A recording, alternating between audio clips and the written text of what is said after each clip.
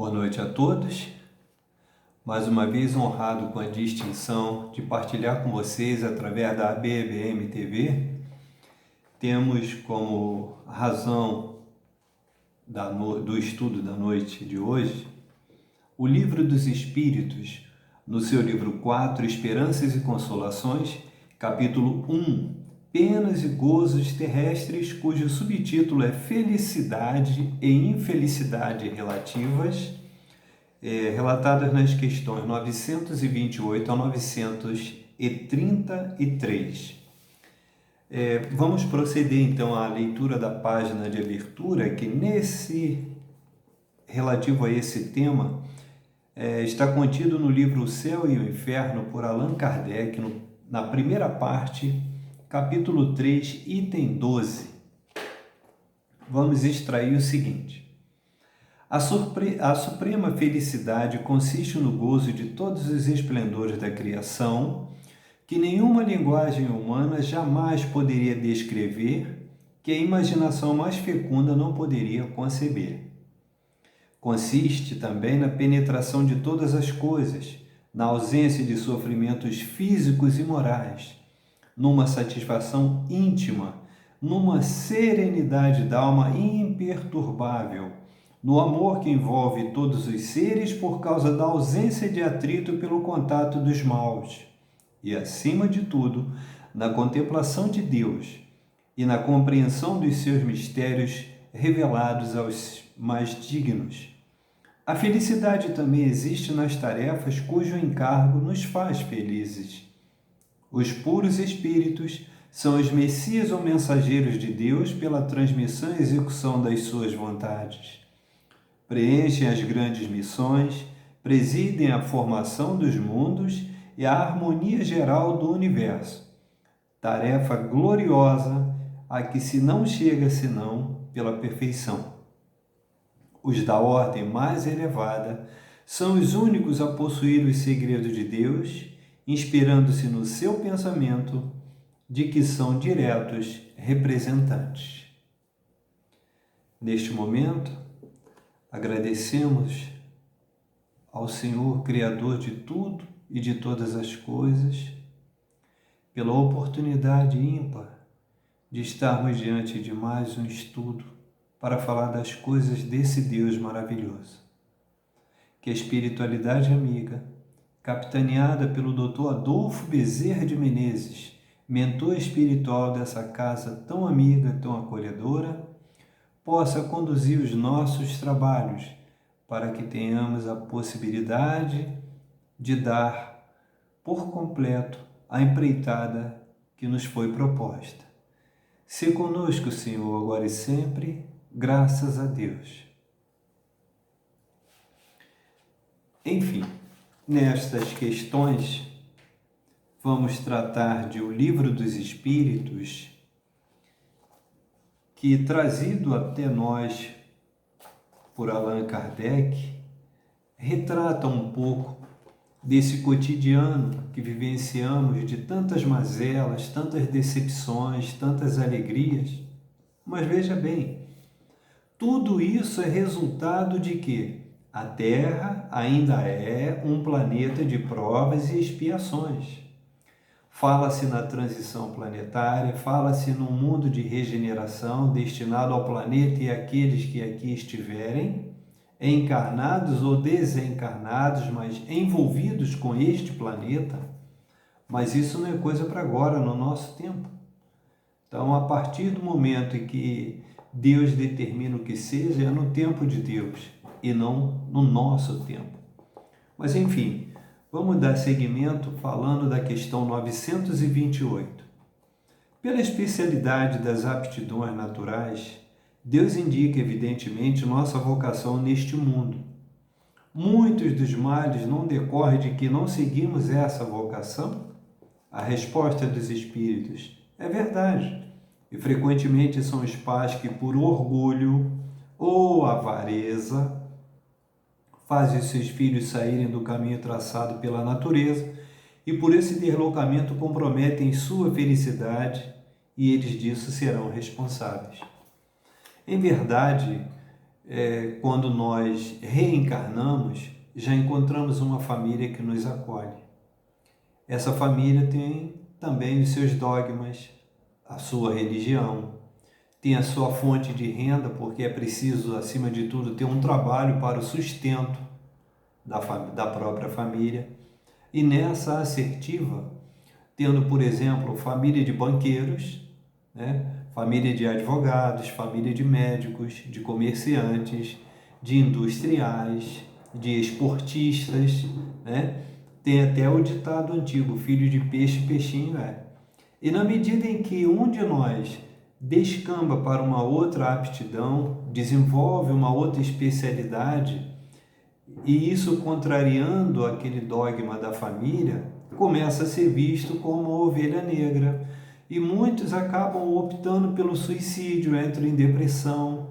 Mesmo nestas famílias abastadas, e principalmente nestas famílias abastadas, em que normalmente não são poucos os herdeiros, são muitos. Então não sobressai tanto essa indicação, essa inclinação, essa orientação da família, porque com a numerosa descendência, há a possibilidade de que haja sempre aqueles especialistas para dar continuidade à tradição e à sobrevivência daquela família.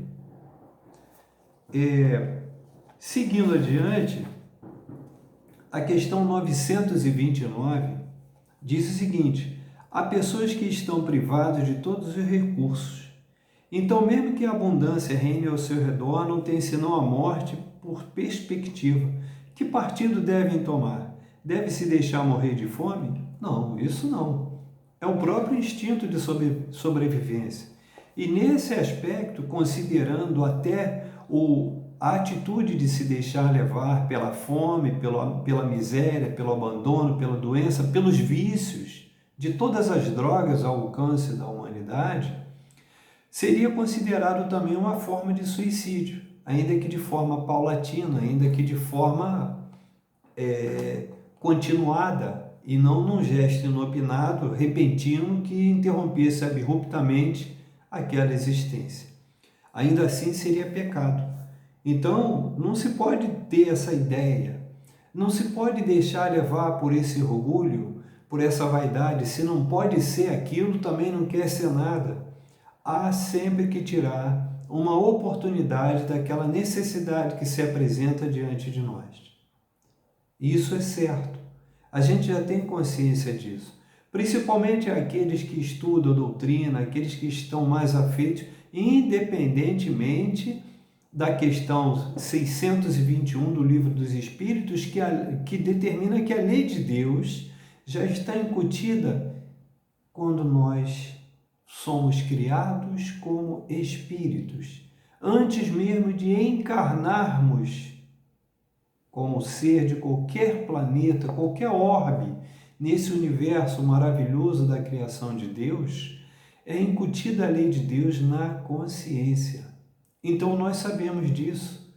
E um dos princípios fundamentais é que não temos o direito de tirar a vida, nem do próximo e principalmente de nós mesmos. Então, essa que é a situação traçada. Na questão 930, diz o seguinte: é evidente que sem os preconceitos sociais pelos quais se deixa dominar, encontrar-se-ia sempre um trabalho qualquer que pudesse ajudar a viver, mesmo rebaixado de sua posição. Mas, entre as pessoas que não têm preconceitos ou que os deixam de lado, há os que estão na impossibilidade de prover as suas necessidades em consequência de doenças ou de outras causas independentes da sua vontade. Ora, numa sociedade organizada, segundo a lei do Cristo, ninguém deveria passar fome e necessidade, né? Infelizmente, não é o que a gente vê, e somente a caridade, a benevolência, a boa vontade das instituições criadas por intuição, por inspiração de Deus, da espiritualidade amiga, faz com que pessoas voluntariosas levem, por exemplo, nesse momento, aqueles que estão nas sarjetas, aqueles que estão nos abrigos, nos asilos.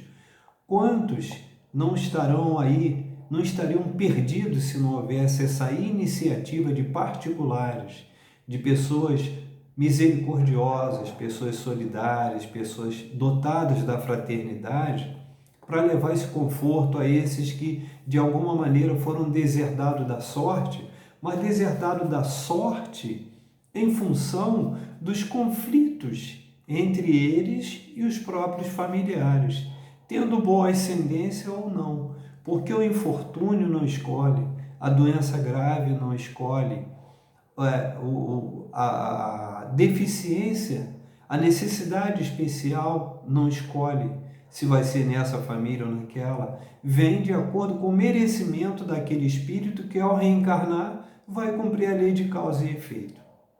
Então, quando nós nos solidarizamos, quando nós levamos o amor, quando nós levamos o conforto material, espiritual, emocional, o ombro amigo, a mão amiga, o abraço, a palavra de conforto, até mesmo nas nossas orações, né, no culto do Evangelho no lar, rogamos por todos, principalmente aqueles que sequer conhecemos. É exatamente para isso, porque de alguma forma será suprida essa necessidade. Ninguém vai morrer de extrema necessidade passando alguém do seu lado e deixando que isso aconteça. Haverá sempre um abrigo, haverá sempre uma oportunidade de sobreviver um dia de cada vez. Na questão 931, por que na sociedade as classes sofredoras são mais numerosas que as classes felizes? Mas é assim. Tem que ser assim por uma questão muito simples, segundo a resposta dada pelos espíritos a Allan Kardec. O planeta Terra ainda é um planeta de provas e expiações. Quando acontecia a regeneração, aqueles espíritos encarnados ou desencarnados, mas tudo na sintonia com o planeta Terra, então a expectativa é que seja um mundo melhor, de regeneração. Mas isso, tão cedo na nossa contagem, no tempo marcado e criado pelo homem, vai ser possível, porque ainda há muita covardia, muita iniquidade, muita soberba, muito orgulho, muita cobiça, aqueles 7 pecados capitais. Então nós ainda estamos muito presos nisso. E se volvermos às questões 101 a 113 do mesmo livro dos Espíritos, vamos ver que ainda estamos patinando, naufragando, dando braçadas e presos no lamaçal da questão número 101. Ainda somos esses espíritos imperfeitos, né? Mas pela fraqueza dos bons, né? A resposta aqui os maus são intrigantes e audaciosos, os bons são tímidos. Quando estes o quiserem, levantarão a cabeça.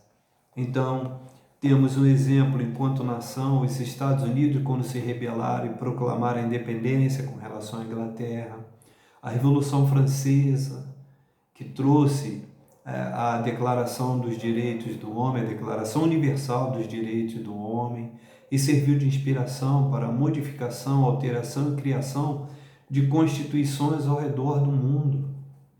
Então, independentemente de ser um levante, né, uma reação individual ou demonstrada de forma coletiva, é necessário que os bons de fato se manifestem, principalmente dando exemplo como fez Jesus, né? Então, é essa que é a grande lição que fica para todos nós.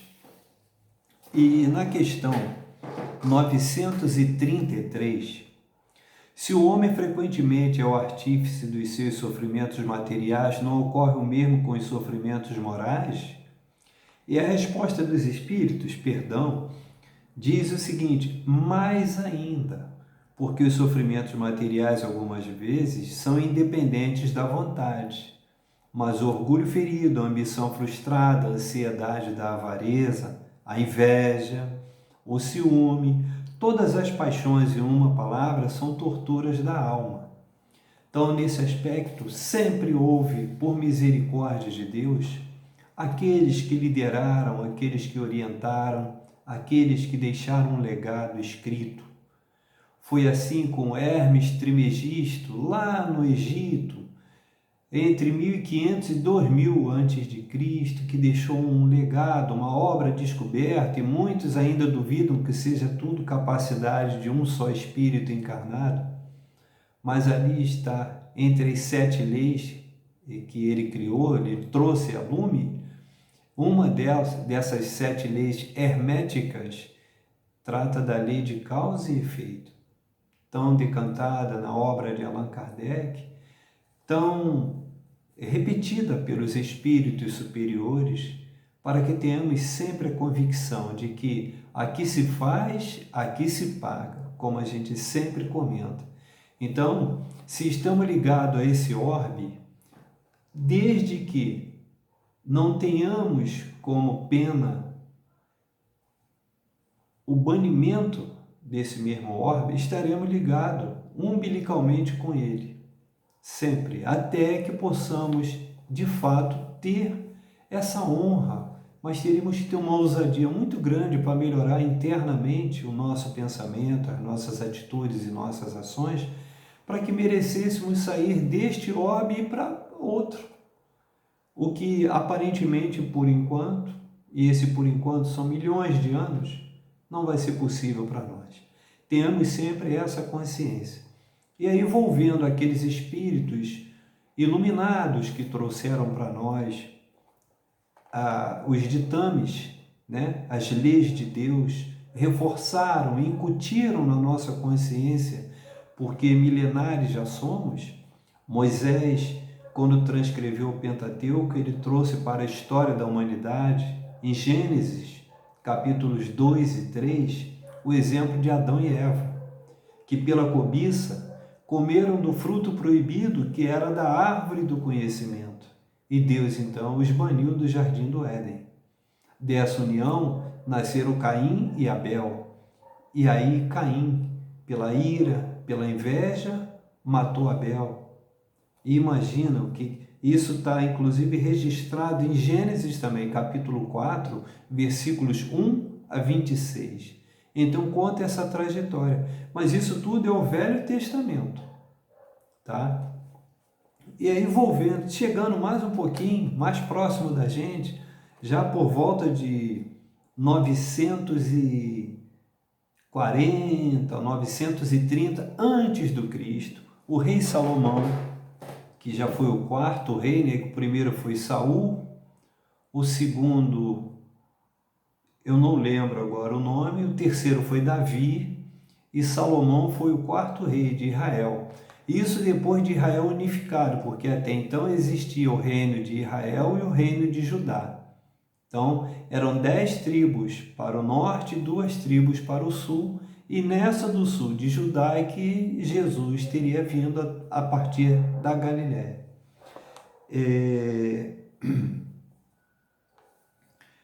Aqui Salomão nos traz, através de Provérbios e Eclesiastes, que são 2 livros da Bíblia, diz o seguinte: em Provérbios capítulo 3, versículos 13, 14 e 15, Salomão já dizia: feliz é o homem que acha sabedoria e o homem que adquire conhecimento, pois melhor é o lucro que ela dá do que o lucro da prata e a sua renda do que o ouro. Mais preciosa é do que as joias, e nada do que possas desejar é comparável a ela, a sabedoria. E olha que Salomão, tão decantado, né, as minas do rei Salomão, acumulou fortuna incalculável, ouro, prata, especiarias, palácios, soldados, mulheres, filhos. Foi realmente admirável, foi espantosa a fortuna amealhada por esse rei. E ainda assim, ele dizia isso. E aí, em Eclesiastes capítulo 1, versículo 2, e no capítulo 2, versículo 11, o mesmo Salomão que teve tudo isso, teve tanto poder por tantos anos, ainda aponta para nós o seguinte: vaidade de vaidades, tudo é vaidade. Então olhei para todas as obras que as minhas mãos haviam feito, como também para o trabalho que eu aplicara em fazê-los. E eis que tudo é vaidade e desejo vão, e proveito nenhum havia debaixo do sol. Vejam bem, Salomão. E aí, voltando a Moisés, por ser legislador, tirou da própria lei judaica, que já existia, ela deve ter em torno de 600, são em torno de 610 a 620 artigos, e dali ele retirou os famosos 10 mandamentos, os 5, né, não farás, e os 5 que deverá fazer. E quando Jesus chegou até nós, na passagem pela terra, deixou o legado do exemplo, deixou o legado do amor, deixou o exemplo da misericórdia, da tolerância, né? Nos trouxe a bem-aventurança de Deus, traduzido para todos nós, registrado na mesma Bíblia, pelos 4 evangelistas, uma vez que Jesus nada escreveu. Ele apenas teve o trabalho de falar e de fazer, exemplificar de fato esse amor que ele trouxe de Deus Pai Todo-Poderoso para todos nós, e foi cedido em holocausto exatamente para purgar os pecados do mundo.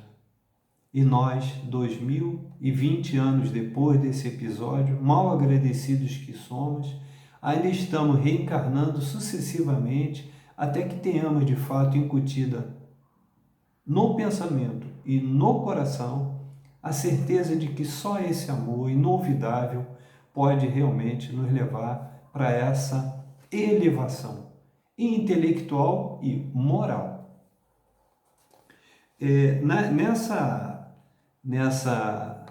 Na esteira do tempo, o Papa Gregório Magno, ele nasceu em Roma no ano 540 e desencarnou em 604 em Roma também.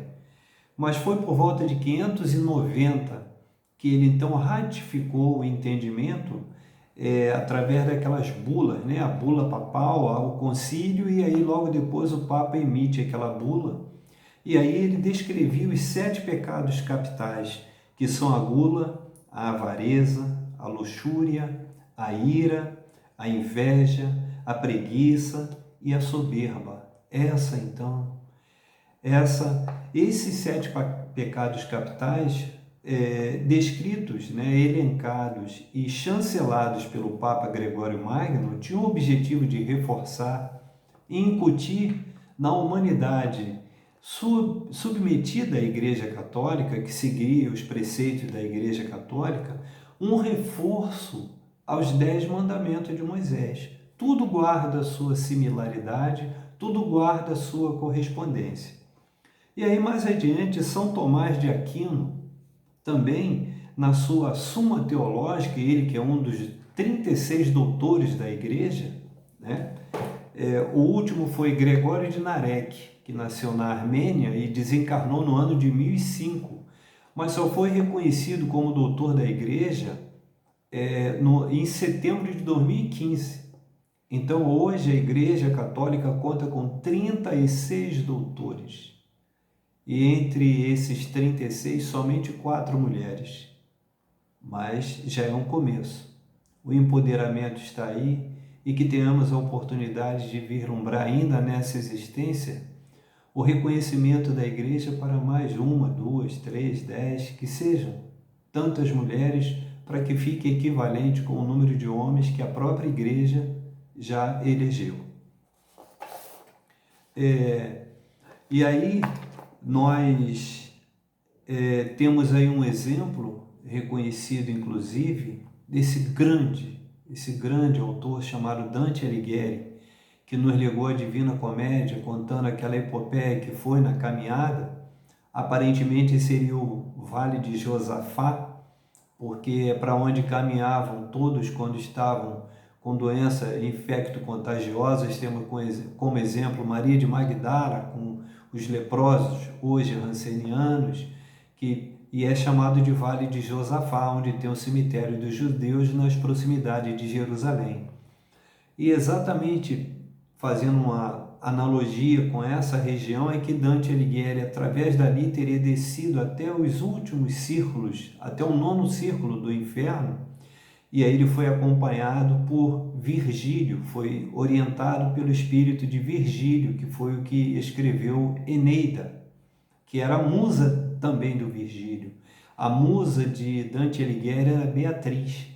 Então, a partir do momento que Dante foi até a profundeza do inferno, que lá na época era chamado de Hades, e conseguiu subir, em ascensão por todos os círculos, passou por mais 9 círculos do purgatório. E a partir do purgatório, ele já foi deixando Virgílio e foi recebendo o auxílio da Beatriz, que teria sido a musa, inspiradora dele. E aí Beatriz chegou até alguns círculos já na parte do paraíso, mas a evolução espiritual dela ainda não permitia, então ele foi orientado por São Bernardo. E aí nos retrata essa divina comédia que trata da epopeia humana na face da terra, mostrando mais uma vez para quem quiser ver o quanto somos pequenos e quanto nos apequenamos todos os dias, apesar do conhecimento que aumenta, mas aí aumenta também o egoísmo. E ele retratou muito bem nessa obra. E aí Allan Kardec trouxe para a humanidade o Pentateuco, e nessa assertiva ele trouxe no Evangelho segundo o Espiritismo, nos seus itens, no seu capítulo 7, itens 11, 12 e 13, exatamente a orientação dos Espíritos para nos afastarmos do orgulho e nos aproximarmos da humildade, dando um pouco mais de espaço para que esse conhecimento se faça, para que esse exemplo trazido da espiritualidade superior, de fato, faça morada no nosso pensamento e no nosso coração. Que a ostentação principal, mal do século hoje, de fato ela diminua, para que com a nossa humildade reconheçamos esse poder de Deus. Então esse orgulho, a vaidade, a inveja, tudo isso eles são insaciáveis e estão em todos nós ainda. E, na verdade, quando se atinge um degrau nessa escada que acreditamos estar subindo, nós estamos satisfeitos e confortáveis, começamos a ser espicaçados pela inveja, pela cobiça, pela ostentação, pelo orgulho, por essa vaidade. E aí nós vamos buscar o outro degrau. E é exatamente nisso, por exemplo, uma casa maior, um carro mais possante, mais novo, a roupa mais cara, o celular mais recente, os seguidores nas redes sociais. Então, todos os dias, tem muita gente que vive disso, nas revistas e jornais, com as colunas sociais, não só se promovendo, mas como ganhando dinheiro. E muita gente que é capaz de trocar o pão, é capaz de trocar um agasalho, uma roupa, não só para si próprio, como também para aqueles mais necessitados na rua, vai buscar avidamente essas novidades e normalmente para esconder os seus sofrimentos, as suas dores, as suas covardias, as suas iniquidades, as suas fraquezas. Então vai buscar uma compensação no shopping, nas lojas de grife, para esse sofrimento interno que não consegue aplacar e sabe como resolver. Humildade. E aí, ao invés de subirmos essa escada, como faláramos ainda agora, em verdade nós estamos descendo para essa areia movediça que atrasa não só individualmente, mas coletivamente, arrastando inclusive o planeta. Então as tormentas, as pestes, as epidemias, as pandemias, as alterações no clima, a virulência com que as coisas acontecem hoje, tem a mão do homem por trás disso tudo. Principalmente pela cobiça, pelo lucro máximo, mesmo que isso signifique o sofrimento daquele que é o próximo. E aí, nesse sentido, como um exemplo, vamos ler rapidamente aqui a parábola do semeador. Eis que saiu um semeador a semear. E ao lançar a semente, parte caiu à beira do caminho e vieram comê-la as aves. Outra caiu em solo pedregoso, onde a terra era pouca.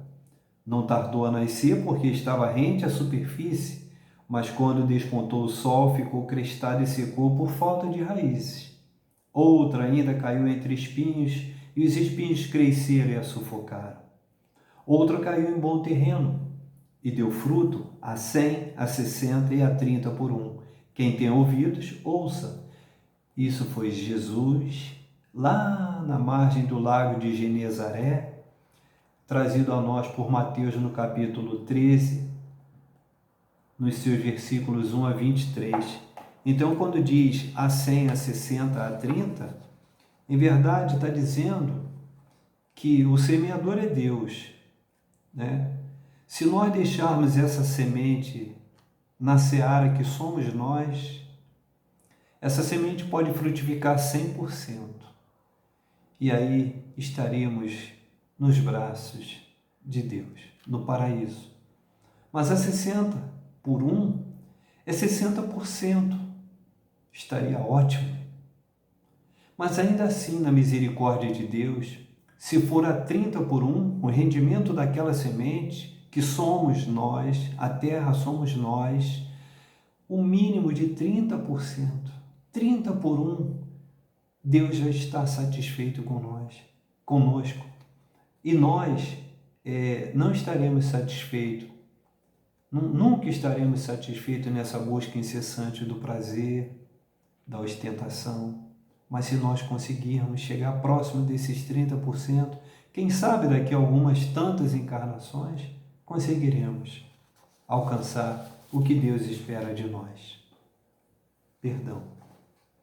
E aí, ao final, no livro A Boa Nova por Humberto de Campos, no seu item 8, há uma passagem de Bartolomeu, um dos apóstolos, que era pescador junto de Jesus. E Jesus esclarece para ele que, na verdade, Deus não quer ninguém preso às leis de Deus. Deus quer que cada um de nós busque a verdade, porque só através da verdade, como disse Sócrates, do que leu no oráculo de Delfos, na Grécia Antiga, conhecereis a verdade, e a verdade vos libertará. E conhecereis os deuses e o universo, dito por Sócrates, porque já estava escrito no oráculo de Delfos. Então, eles diziam deuses porque a Grécia era politeísta, eles tinham 14 deuses. E os hebreus tinham apenas um, por isso escolhidos. Jesus veio exatamente para aquele povo. Era o único daquela época que tinha a certeza absoluta de um Deus único. Então deixou esse legado para nós. E aí os votos são para que possamos realimentar todos os dias a fé, a esperança, a disciplina, o trabalho que edifica, mas principalmente dedicando mais amor ao próximo e a nós mesmos, pois quanto maior a autoestima, menor a vaidade. Na certeza das palavras de Pedro, determinado por Jesus: Pedro, és pedra, e sobre ti edificarei a minha igreja. Esse mesmo Pedro que está lá registrado na Bíblia, no capítulo 4, versículos 6 a 8, quando ele nos diz: pois é por isto que foi pregado o Evangelho até aos mortos, para que na verdade fossem julgados segundo os homens na carne, mas vivessem segundo Deus no Espírito. Mas já está próximo o fim de todas as coisas. Portanto, sede sóbrios e vigiai em oração, tendo antes de tudo ardente amor uns pelos outros, porque o amor cobre uma multidão de pecados. E assim, agradecendo a esse Deus maravilhoso que nos permitiu chegar até aqui, e vai nos permitir, com certeza, continuar reencarnando tantas quantas vezes sejam necessárias. Elevamos mais uma vez o pensamento ao alto para agradecer pelo amparo, dos espíritos superiores, pela inspiração do Dr. Adolfo Bezerra de Menezes, por essa misericórdia, por esse amparo, esse amor imorredouro de Jesus Cristo por todos nós. Saibamos sempre que Deus estará sempre conosco. Jesus será sempre nosso modelo e guia.